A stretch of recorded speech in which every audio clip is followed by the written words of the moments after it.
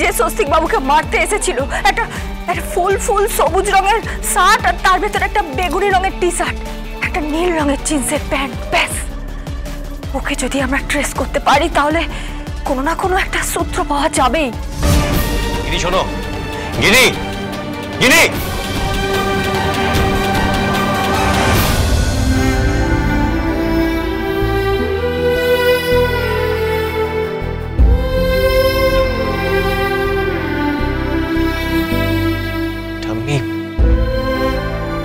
আমার কথা কেউ বিশ্বাস করছে না। চিন্তা করিস না তুই, আমি তোর অ্যান্টিসিপেটরি বেডের ব্যবস্থা করছি। ঠামি? হ্যাঁ, তোর বাপেরও মা আমি।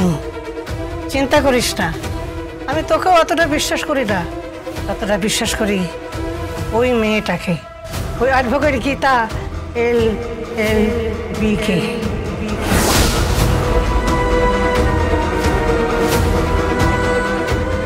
ভাবো গীতা, ভাবো ভাবো, কোনো ক্লু আছে কিনা ভাবো, কোনো সূত্র আছে কিনা ভাবো।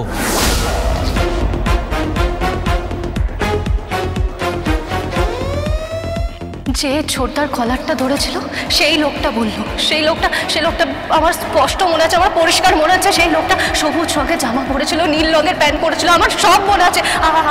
আমি তার কথাগুলো সব শুনেছিলাম। আমি ওই লোকটাকে কোনোদিনও বলতে পারবো না।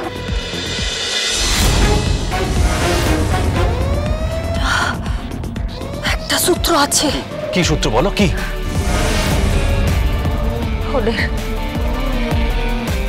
ওদের স্টেটমেন্টে সেই গুন্ডাটা যে স্বস্তিক বাবুকে মারতে এসেছিল, একটা ফুল ফুল সবুজ রঙের শার্ট আর তার ভেতরে একটা বেগুনি রঙের টি শার্ট, একটা নীল রঙের জিন্সের প্যান্ট, ব্যাস। ওকে যদি আমরা ট্রেস করতে পারি তাহলে কোনো না কোনো একটা সূত্র পাওয়া যাবেই। কিন্তু তার আগে প্রয়োজন আমার জামিনের আর ওই সাত্বিক মুখার্জির জামিনের।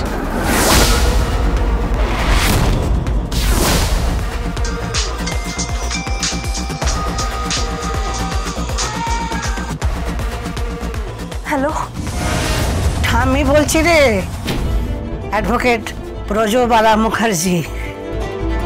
হ্যাঁ ঠাম্মি বলুন। গীতা, তোমার জীবনে চরমতম কঠিনতম সময় এসেছে।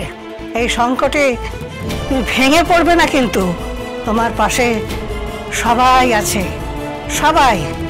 আমি আমার নাতির বেলের ব্যবস্থা করছি, আমার একজন লয়ার জানাশোনা আছে, দরকার নেই অগ্নিজিৎ মুখার্জিকে।